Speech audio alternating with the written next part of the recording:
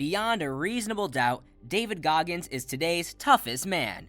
Goggins is the first serviceman in American history to graduate from the Navy's elite SEAL training, the United States Army's Ranger School, and the Air Force's Tactical Air Controller training. Additionally, he is currently the Guinness World Record holder for most pull-ups performed in 24 hours, 4,070. On top of that, he has won first place at some of the world's toughest ultra-endurance competitions. How can you perform like him? Let's find out. Number 1. Having a goal is more important than being highly motivated. The concept of motivation is foreign to David Goggins. An early quote from his book, Can't Hurt Me, is, "Motivation is trash," though Goggins is on board when it comes to having a goal in life. Following a military mission in which many of his fellow SEALs were killed, Goggins entered the San Diego One Day, a 24-hour race in which competitors attempt to run as many miles as possible in 24 hours. He hoped to utilize this race as training for longer ultra-marathons, during which he could donate to the Special Operations Warrior Foundation. For this race to be legitimate, he needed to run at least 100 miles in 24 hours. Goggins had zero interest in running. He was quite a huge man, weighing in at an estimated 240 to 270 pounds. In comparison to other activities, powerlifting held his attention the most. His height and weight served him well in the SEALs, but it was unusual for someone of his stature to be able to run for such a long time. To top it all off, it had been a whole year since he'd broken into his new pair of running shoes. Nevertheless, he covered 70 miles in the first 12 to 13 hours, but it had been a long and difficult process to get there. Between his toes, every bone in his feet was broken. Runners suffered from shin splints, stress fractures, and muscle injuries. When he needed to go to the bathroom, which was just 20 feet away, he had to urinate down his leg instead. Though he was in grave danger, he refused to give up. He proceeded cautiously until the last mile. In the end, he completed the 100 miles in less than the maximum time of 24 hours. In what way did he manage that? Was he able to think clearly because of the reason behind it? There's more to it than meets the eye. Whenever I bring up the men who lost their lives in that incident, people always want to know whether my attention was on them, and I wasn't going to tell a lie about it.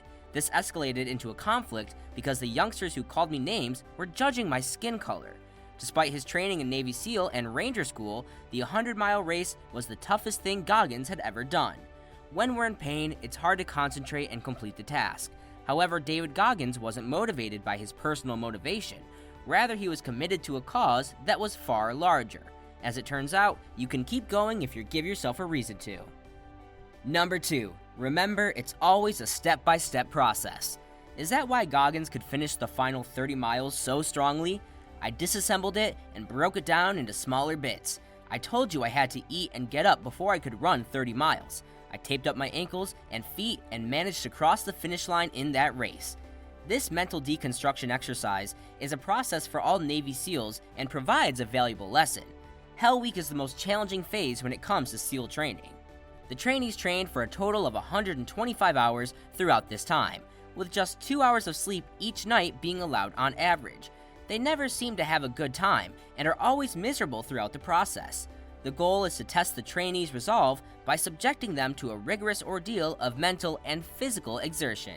As a signifier of their departure, trainees are encouraged to ring the bell whenever they are ready. No one is afraid to say what they really think here. David Goggins had 3 Hell Weeks over the course of a year. After missing the first 2 weeks because of sickness and an injury, he was granted a third and final opportunity to complete the program. The key to Goggins' success was his ability to tackle problems, one at a time. By the end of his last attempt, he would have graduated.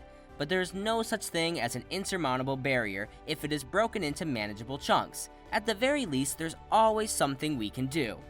By combining these seemingly little steps, we would have accomplished something that had previously seemed impossible. Most individuals who run 100-mile marathons do so by gradually increasing their time. Number 3. Keep in mind the 40% rule. Like Goggins, a man was running in the same race called Jesse Itzler. The one key distinction was that Itzler was running with a team of 6 more men. After seeing Goggins' heroic finish to the race despite his injuries, Itzler invited him to stay with him for a month. He was intrigued by the man who had won such a difficult race, and he did so without any preparation. Goggins consented on the condition that Itzler would blindly follow his orders. On day 1, Itzler had 100 pull-ups to complete. Itzler began with 8 repetitions, then reduced it to 6, and then quit. Goggins persevered despite severe pain. He did nothing as Itzler battled through a set of pull-ups one at a time. Itzler's role would be to complete the sequence. In his book, Living with a Seal, the author includes the following: Goggins showed me right then that there was so much more. We're all capable of so much more than we assume we are. He often commented on the fact that by the time your mind tells you you're done, you're only 40% done. According to Goggins, you still have 60% left in your tank. Our tendency to misunderstand our capabilities in physical activities is a well-documented phenomenon. In a controlled study, a placebo group that was told they were taking caffeine actually lifted much more weight than the caffeine group that didn't know they were taking it. Everyone has untapped potential inside them. If we want to reach our full potential, we must push ourselves beyond our 40%. Number 4. Using your imagination. David Goggins thinks he's the toughest guy around. He believes in himself and thinks he can do everything he sets his mind to. He can pull it off. To achieve success, it is crucial to imagine it happening. For the body to carry out a task, the mind must first imagine how to do it. He regularly asks himself, what if? Goggins was told by the recruiter that just 35 black men had completed Navy SEAL training in the preceding 70 years. What if I were the 36? He consistently asks the same question whenever he feels pressed. Asking yourself this question might serve as a source of motivation to keep going when your mind and body are telling you to give up. He gets tingly with excitement whenever he achieves the apparently impossible. That's why he wakes up every morning with a burning desire for confrontation and vengeance. Number 5. Put that cookie jar to use. Just before giving up, Goggins uses his secret weapon. He's just like the rest of us, and sometimes helps himself to the time cookie jar. However, this jar is empty of its usual contents. To our dismay, neither Oreos nor Chips Ahoy cookies were offered. Instead, it describes every mistake he's ever made and how he's worked to correct them. The mind that he has put through Hell Week 3 times as a Navy SEAL will be something he never forgets. When he feels like giving up, he will remind himself that he has overcome greater pain and become stronger. The difficulties he is experiencing now are minor compared to those he has faced in the past. To paraphrase what Goggins says in Can't Hurt Me, remembering what you've gone through and how it's made you stronger can pull you out of a negative thought loop and helps you overcome those weak 1-second urges to give up. Goggins shies away from boasting about his accomplishments. He only gets back in touch with them when he needs to push through a mental block. Only when he has a critical issue does he give in to the temptation of his cookie jar. However, we have the undesirable inclination to dwell too much on our past accomplishments rather than moving on to our current work. We constantly congratulate ourselves and live in the now, yet we never seem to improve. We could get more done if we worked more diligently and reviewed our work regularly.